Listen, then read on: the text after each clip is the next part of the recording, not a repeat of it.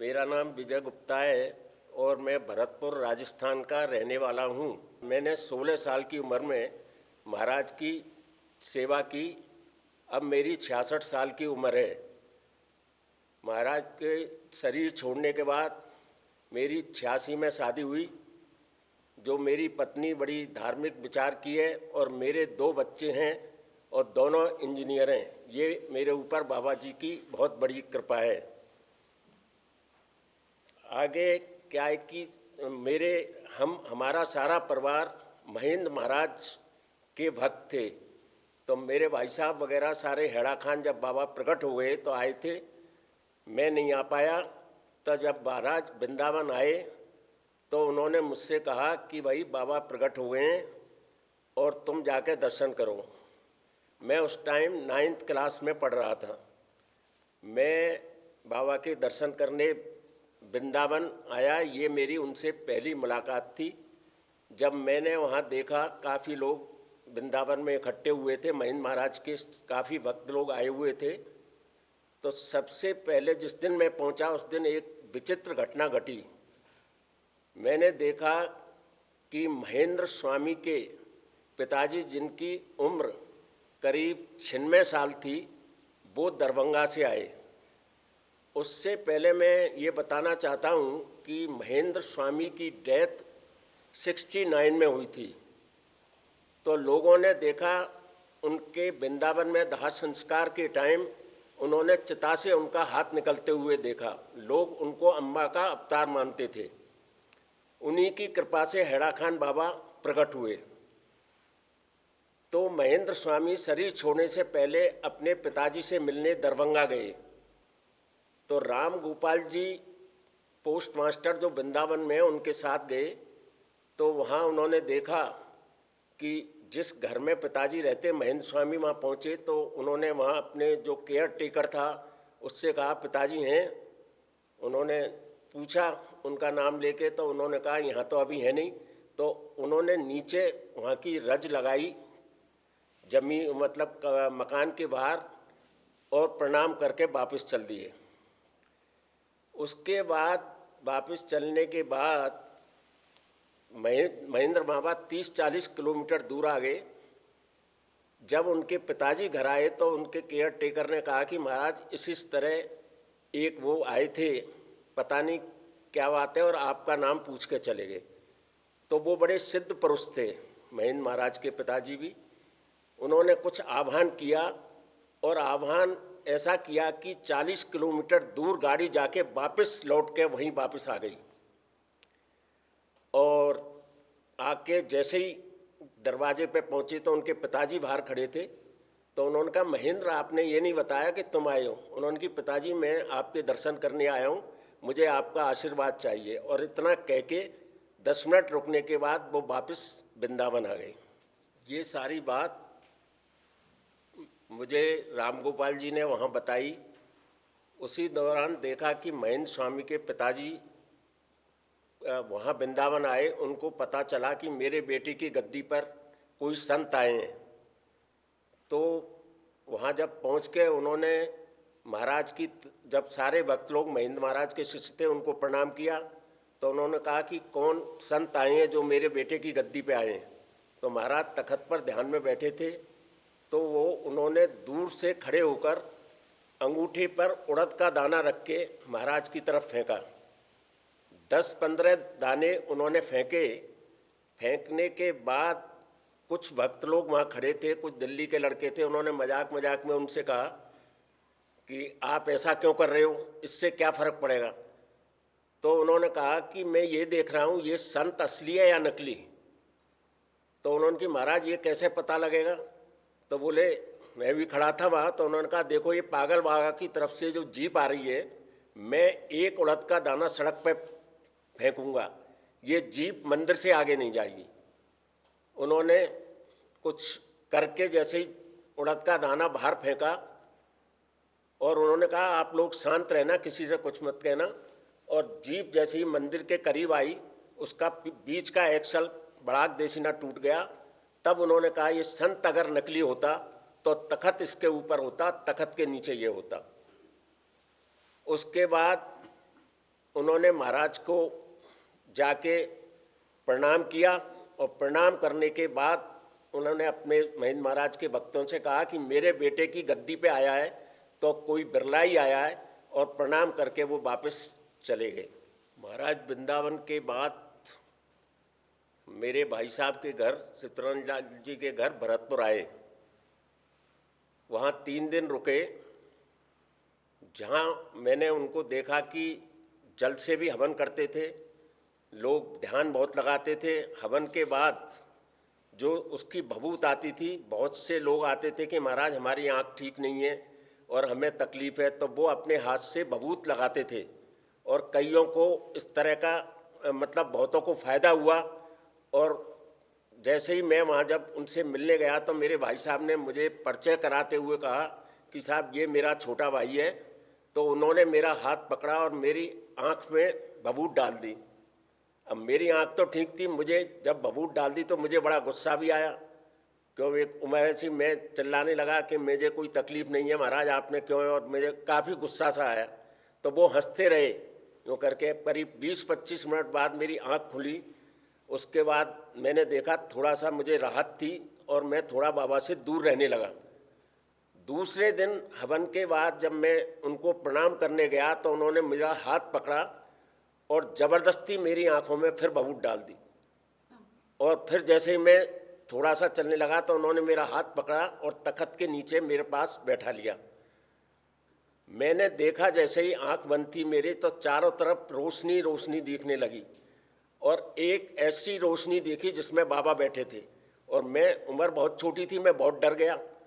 डरने के बाद जैसे मैं चिल्लाने की कोशिश करा डर के, तो उन्होंने मेरे सिर पे हाथ रखा इस तरह, ओम शांति शांति शांति, और यूँ कह के उन्होंने वहाँ मैं बैठाया। जब 10 मिनट बाद, 15-20 मिनट बाद मेरी जब आँख खुली तो मैं कुछ बताने लगा तो उन्होंने इस तरह मेरी उंगली कर दी और मैं चुप हो गया। ये मेरा पहला उनसे साक्षात्कार था, जिसके बारे में ये कह सकता हूँ कि वो साक्षात भगवान थे, जो मैंने अपनी पुस्तक दिव्यानुभूति में भी ये सारा लिखा है। 3 दिन रुकने के बाद महाराज जब भरतपुर से जाने लगे बांदीकुई, तो सारे लोग रोने लगे। हम सब रो रहे थे। महाराज को किसी से प्रेम नहीं, एक जगह जाके दूसरी जगह बैठते थे, सर लोग सिर फोड़ने लगते थे, महाराज आपके जा रहे हैं। उनका आकर्षण इतना था, हम सब रोते हुए स्टेशन पर उनको छोड़ने आए। मेरा भी मन नहीं लगा, तब वो वहाँ से बांदीकुई गए। बांदीकुई से जयपुर गए। जयपुर में आज एक बहुत विशाल बनी पार्क में राम मंदिर बना हुआ है। उस दौरान वहाँ एक बगीची टाइप में एक मंदिर था, तो जयपुर के सारे भक्तों ने, अमोलक चंद जैन और गौड कैलाश उसमें रहते थे बनी पार्क में, जो जैम टॉकीज के रेस्टोरेंट इंचार्ज वगैरह, इन्होंने सारा इंतजाम कर रखा था वहाँ। और उस बगीची में महाराज रुके। मेरा भी मन नहीं लग रहा था। दूसरे दिन मैंने भरतपुर से जो पिक्चर इकट्ठी की और भाई साहब को फ़ोन किया तो बोले तुम लेके वहाँ जाओ जयपुर। मैं जयपुर पहुँचा महाराज के पास, तो वहाँ महाराज बैठे थे, तो मैंने वो पिक्चर दिखाई तो देख के हंसे। कई पिक्चर तो ऐसी थी जैसे साक्षात शिव की तरह उनकी वो थे। मैंने अपने जीवन में देखा है कि महाराज की कितनी भी पिक्चर खिंची हैं, वो एक दूसरे से मिलती हुई नहीं है। मैंने 3 साल तक रहने में कभी उनको, मैंने बाथरूम में सुबह उठते थे, नहाते थे। 3 साल तक मैं रहा, मैंने कभी उनको कहीं नहीं देखा। तो जब मैं वहाँ पहुँचा तो कटगरिया के पुजारी गोविंदपाल पंत वहाँ आए हुए थे और मेरी तरफ देख के बोले देखो विजय, ये तुम्हारे गुरु हैं, इनकी तुम सेवा करो। उनकी 75 साल की उम्र थी। मैंने वहाँ मंदिर में उनके कपड़े धोता था, अगरबत्ती, दूध। तो महाराज के पास जब सुबह चंदन के लिए आते थे, रात भर वहाँ एक सुल्तान सिंह आईजी भी आते थे, जेल थे, उनके बच्चे के लकवा था, तो वो बम्बई में भी इलाज कराए। नहीं तो महाराज रात को 10-11 बजे 12 बजे भभूत डालते थे जैसे ये लगा के, तो उनका लड़का बिल्कुल ठीक हो गया। सुल्तान सिंह जी आईजी थे जेल के। बहुत से लोग आए वहाँ जयपुर में, करीब 25 दिन रहे महाराज। और उसके बाद मैंने 5 दिन उनकी सेवा की। 5वें दिन उन्होंने मुझसे कहा, उन्होंने पंत जी ने कहा विजय तुम्हारी कैसे सेवा कर रहा है? बोले महाराज बहुत अच्छी कर रहा है। तो फिर उन्होंने कहा विजय तुम कुछ दिन हमारे साथ रहो। यहाँ से मेरे जीवन में स्टार्ट हुआ और मैं अपने सारे परिवार को छोड़कर वो वहाँ से कोटा भी गए और उसके बाद वृंदावन गए। मैं वृंदावन उनके पास चला गया। वृंदावन पहुँचने के बाद महाराज ग्वालियर गए, ग्वालियर के बाद भैंसा वगैरह गए, उसके बाद पुणे वो जयपुर गए। तो शास्त्री नगर में मोहनलाल वैद्य जी, उनके यहाँ उन्होंने श्रीमद् देवी भागवत का यज्ञ किया। जब हम वहाँ पहुँचे तो पहले दिन तो 9 दिन का यज्ञ था, तो दिन में महाराज भक्तों के घर जाते थे। सुबह शाम तो जहाँ पाठ होता था वहाँ रहते थे और दिन में भक्तों के जाते थे। उसी दौरान पोलो विक्ट्री के सामने एक गंगानगर होटल था, उसके मालिक थे राम कुमार शर्मा, जो संदेश सागर पेपर भी निकालते थे, लोक सेना संदेश। तो वहाँ उनके यहाँ महाराज गए। वो कटघरिया वगैरह भी आए थे, कई जगह उनको दर्शन किए। जब महाराज गए, उनका आजकल वहाँ रावत मिष्ठान भंडार है, उसके पीछे उनका मकान था। वहाँ जाके महाराज की आराम से उन्होंने बड़ा स्वागत किया, भक्तों का प्रसाद वगैरह बनाया।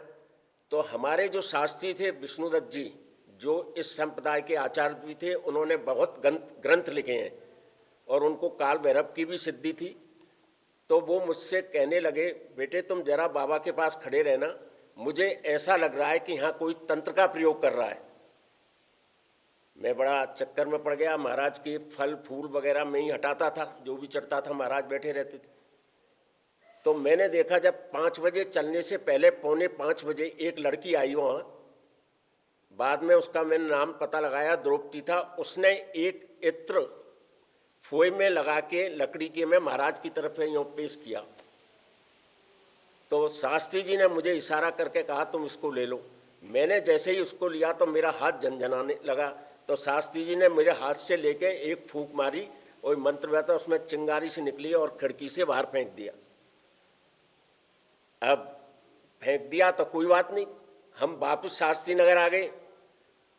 रात में शास्त्री जी मुझसे बोले, महाराज एक इधर कमरे में सोते थे, वैसे अक्सर उनके साथ ही सोता था, पर जहाँ भक्तों के जाते थे तो महाराज और मैं और शास्त्री जी सो रहे थे। तो शास्त्री ने कहा, बेटे ध्यान रखना, गलता जी की पहाड़ियों में एक मूर्खानंद तांत्रिक है यहाँ जयपुर में, उसने इस लड़की को भेजा है और यहाँ तंत्र का प्रयोग कर रहे हैं, तुम बाबा के पास ही खड़े रहना और ध्यान रखना इस लड़की का। मैं ठीक है। और बोले घबराना मत, तुम उससे कह देना कि हम जानते हैं तुम मूर्खानंद तांत्रिक के यहाँ से आई हो और तुम्हारे तंत्र का यहाँ प्रयोग नहीं चल सकता है।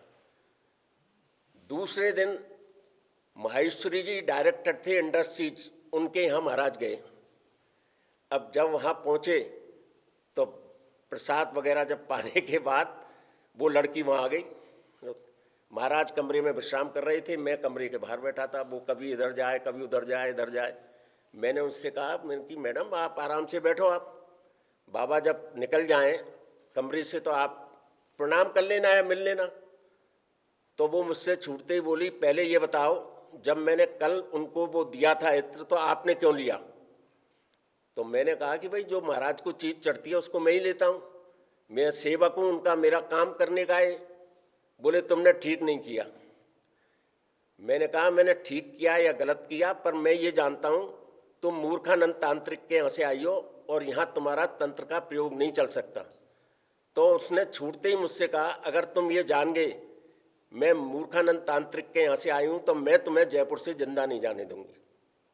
मेरे मुंह से तुरंत ये निकला, मैं भी ऐसे समर्थ गुरु के पास हूँ, तू मेरा बाल बांका नहीं कर सकती। और वो थ्रेटिंग दे के वो लेडी चली गई। अब मैं तो डर गया बहुत ज़्यादा। वापस शास्त्री नगर आ गए। शास्त्री नगर में आके अब इतना डर गया मैं, ना तो खाने की भूख लगे, कुछ नहीं लगे। महाराज कमरे में विश्राम करने चले गए, शास्त्री जी और मैं बैठे। शास्त्री बोले क्या बात है? मैंने कि ऐसे ऐसे वो लड़की कह गई है और शास्त्री जी मैं बहुत घबरा रहा हूँ और मुझे ऐसा लग रहा था जैसे कोई मुझे खींच रहा है और कोई तंत्र का ऐसा है। तो शास्त्री जी भी बहुत बहुत बड़े विद्वान थे, ये तो सब भक्त लोग जानते हैं। डॉक्टर साहब से कोई, उन्होंने 48 ग्रंथ इस संप्रदाय के ऊपर लिखे। उन्होंने मेरा हाथ पकड़ लिया 9 बजे 10 बजे और बोले कि तू चिंता मत करे। वो मंत्रों का उच्चारण करने लगे वहाँ से। और मेरे लगे जैसे मुझे कोई काट रहा है, तो उन्होंने कहा बेटा ऐसा चिंता मत करे, मूर्खानंद तांत्रिक तुम्हारे तंत्र का प्रयोग कर रहा है, अब तू चिंता मत करे, मैं भी पूरा वो हूँ। रात के 11:30 बजे उन्होंने लास्ट में कोई मंत्र पढ़ा और कहा स्वाहा, यूँ कह के उन्होंने मेरा हाथ पकड़ा और बोले अब मैंने उनके पास ही सोया। मैं तो डरा हुआ था बच्चा, तो मैंने कि मैं तो आपके पास ही सोऊंगा। तो स्वाहा कहने के बाद 4 बजे जैसे ही, मैं 3:30 बजे उठता था, 4 बजे महाराज को जल वगैरह रखता था। इतने में मेरे मामा जी वहाँ थे, रेलवे में काम करते थे, वो आए, बोले विजय ऐसे ऐसे तुम्हारे भाई का फ़ोन आया और तुम्हारी माता जी की बहुत सीरियस तबीयत है, बर्फ़ की सिल्ली रखी हुई है, हैजा हो गया है, तुम्हें अंतिम दर्शन करने के लिए बुलाया है। मैं तो वैसे ही बहुत परेशान था रात से ही। मैंने कहा ये अच्छी है, मैंने कि मैं बाबा जी को छोड़ के नहीं आ सकता। मामा जी ने वापस रेलवे के फ़ोन से उनको कह दिया कि भाई उसने मने कर दिए। 4 बजे जैसे ही, मैं 4:30 बजे महाराज के कमरे में स्नान करने के बाद चंदन लगाते थे महाराज, अपने लगाने के बाद शास्त्री जी के लगा के, जब मेरे लगाने के बाद उन्होंने कहा बिरजू बड़े सुस्त नज़र आ रहे हो, क्या बात है? मैंने कि महाराज बात नहीं है, माता जी की तबीयत खराब है और ऐसे। बोले तुम्हारी माता जी को कुछ नहीं हुआ, और कोई बात? मैंने कि नहीं महाराज। तो शास्त्री बोले बताता क्यों नहीं है? मैंने महाराज क्या बताऊं, वो लड़की कल आई थी और इस तरह वो थ्रेटिंग दे के आई। तो उन्होंने मुझसे छूटते ही कहा हम नहीं देख रहे थे वो लड़की जब इत्र दे रही थी, हम चाहते तो उसको उसी टाइम भस्म कर देते, पर हम मर्यादा का उल्लंघन नहीं कर सकते। तुम अभी ये नहीं जानते हो तुम किसके साथ रहते हो, तुम चिंता मत करो, तुम्हारा विश्व में कोई कुछ नहीं कह रहेगा। और ये कह के उन्होंने कहा जाओ। मैं आके बराबर के कमरे में, महाराज दूध पीते थे और जिस तो मैं दूध गर्म कर रहा था, इतने में ही बराबर का दरवाज़ा खटखटाया। तो मैंने देखा जैसे खोल के, तो वो द्रौपदी बाहर खड़ी थी फूल फल लेके। मैंने जोर से दरवाज़ा बंद कर दिया। मैंने कि भाई मेरा तेरा कोई झगड़ा नहीं है, बाबा जी निकले तो उनसे बात कर लेना। महाराज 8:15 बजे करीब निकले। निकलने के बाद जैसे वो रोने लगी और बेहोश हो गई, और 6 दिन बाद वो ख़त्म हो गई। बाद में पता लगा कि मूर्खानंद तांत्रिक भी समाप्त हो गया। आप बताइए, इतनी बड़ी शक्ति महाराज, हमने राम को नहीं देखा, कृष्ण को नहीं देखा, हनुमान को नहीं देखा, ये कल्पना है। पर मैं हेड़ा खान बाबा को कह सकता हूँ ये साक्षात भगवान शिव थे। ये मेरा सैकड़ों अनुभव है। 3 साल में मैंने देखा जो लंगोटी पहन के संत प्रकट हुआ। इतने आश्रम विदेश में कभी विदेश नहीं गए, कितने आश्रम। यहाँ तो कच्चे कमरे थे जिसमें मैं रहता था, यहाँ कच्चा धूना था, आप देखिए किसी से ने। तो उन्होंने इतनी लीला की। उसके बाद 72 में शरद नवरात्रि में महाराज के साथ मैं कटघरी आया। वहाँ यज्ञ करने के बाद पहली मेरी हेड़ा खान यात्रा थी, जो 22 किलोमीटर पैदल आना पड़ता था विजयपुर होके। काफ़ी भक्त लोग थे। यज्ञ करने के बाद कटघरिया में महाराज ने कहा रास्ते में मुझे एक बाल्टी दे दी थी, उसमें जो भी यहाँ रास्ते में मिले उनको प्रसाद बूंदी का बांटते चलना। हम सब लोग पैदल चल रहे थे, उस टाइम कोई साधन नहीं था। 22-23 किलोमीटर पैदल आना पड़ता था पहाड़ से। तो जब मैं आगे, मेरे पीछे एक ट्रैक्टर चल रहा था फर्गूसन का, उसको एक सरदार जी चला रहे थे। उसकी बोनट पर आटे की बोरी रखी हुई थी। मैं आगे आगे चल रहा था उसके, प्रसाद देते हुए। विजयपुर को जैसे ही क्रॉस किया तो मेरे आगे देखा नहीं मैंने, तो ठोकर लग गई पैर से और मैं ज़मीन पर गिर गया। और मेरे ऊपर से ट्रैक्टर के दोनों आगे के पहिए मेरे ऊपर से निकल गए। मैं इस तरह गिरा तो मैंने एकदम चीख निकल गई और मैंने सोचा कि मेरे पैर कट गए। तो एकदम मैं जैसे ही चीखा तो महाराज थोड़ी दूर पे थे, भाग के सब लोग आए। 100-150 आदमी उनके साथ जा रहे थे। तो उन्होंने कहा उठो बिरजू, क्या बात हो गई? मैंने महाराज मेरे पैर कट गए। बोले नहीं नहीं, तुम्हारे पैर नहीं कटे हैं, उठो तुम। उठाया उन्होंने मुझे और सामने एक चाय की दुकान के पास ले जाके उन्होंने वहाँ थोड़ा सा तेल मंगाया, उसका क्या सरसों का, और मेरे पैर पे लगाया। मैंने कि महाराज आप पैर? बोले नहीं नहीं तुम चिंता मत करो, हम तुम्हें हल्द्वानी अस्पताल भिजवा दें। मैंने कि नहीं महाराज, आपके होते हुए मुझे कहीं जाने की आवश्यकता नहीं है। तो उन्होंने जैसे ही थोड़ा सा मेरे पैर लगाया तो मेरा काफ़ी दर्द कम हो गया। फिर उन्होंने एक घोड़ा मंगवाया और मुझसे बोले तुम इस घोड़ा पे चलना, पैदल चलना अभी ठीक नहीं है, और तुम 3 दिन तक स्नान मत करना, क्योंकि पहाड़ में आदमी हवा से ही शुद्ध होता है। मैंने महाराज मैं आपका कैसे काम करूं, तो वो मेरे साथ साथ चलने लगे। चलते चलते उन्होंने कहा, देखो बिरजू, हम तुम्हें ये बता देते हैं, आज अगर आज आप मेरे पास नहीं होते तो आज तुम्हारी मौत थी। ये मैं जब भी उनके पास कहता हूं तो मेरा जो जीवन है सारी देन बाबा जी की है, और मैं आज जो भी कुछ हूं बाबा की वजह से हूं। मैंने तो ये उन्होंने मुझसे कहा, और फिर मैं हेड़ा खान घोड़े में रास्ते में उखड़ लूँगा रुके। फिर उन्होंने दूध में हल्दी डाल के थोड़ा पिया और मुझे दे दिया, और उसके बाद कहा कि तुम मेरी सेवा करना। और जब मैं हेड़ा खान वापस, यहाँ कुछ भी नहीं थी, पगडंडी उतरा, घोड़े से हाथ लगाया तो मेरा सारा दर्द भी चला गया। 3 दिन नहीं नहाया मेरे, फिर आज तक कभी कुछ नहीं हुआ। मैं महाराज जब भी कहीं जाते थे तो जाता था। एक बार महाराज बम्बई से दिल्ली आ रहे थे और डॉक्टर अरविंद लाल जी के घर में रुके। मैं भी उस टाइम साथ में आया था, डॉक्टर साहब भी थे। इनके पास झूले में महाराज बैठे हुए थे, तो इनकी मदर बिमला माता जी महाराज की बहुत भक्त थीं, और वंदना जी, जिनका मैं आदर भी करता हूं, और इसलिए भी करता हूं क्योंकि जैसे ही वो वहाँ बैठी थी तो महाराज ने माता जी की तरफ देखकर ये कहा, देखो ये आपकी बहू साक्षात लक्ष्मी है, उनमें ऐसे गुण हैं। लोग मुझसे क्यों, उसी टाइम महाराज ने जब मुझसे कहा, उन्होंने कहा ये साक्षात लक्ष्मी है, और डॉक्टर साहब भी आपके बहुत अच्छे सुपुत्र हैं, और आपके देश विदेश में मेरे नाम का काफ़ी प्रचार करेंगे। मुझे डॉक्टर साहब ने बहुत स्नेह दिया। मुझे मुनराज विदेश लेना जा रहे थे, मुझे वीज़ा नहीं मिला।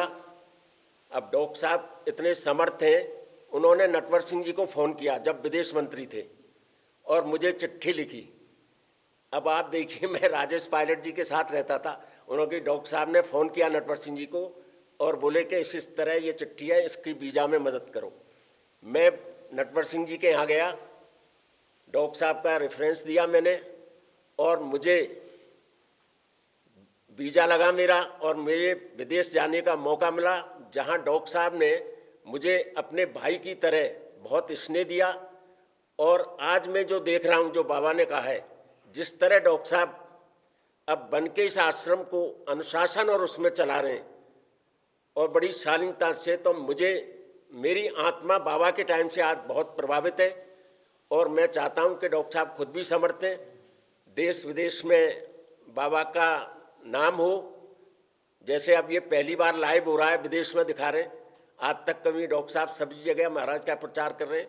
यही मेरे ईश्वर से प्रार्थना है, और इनके उज्जवल भविष्य की कामना करता हूं। भोले बाबा की जय।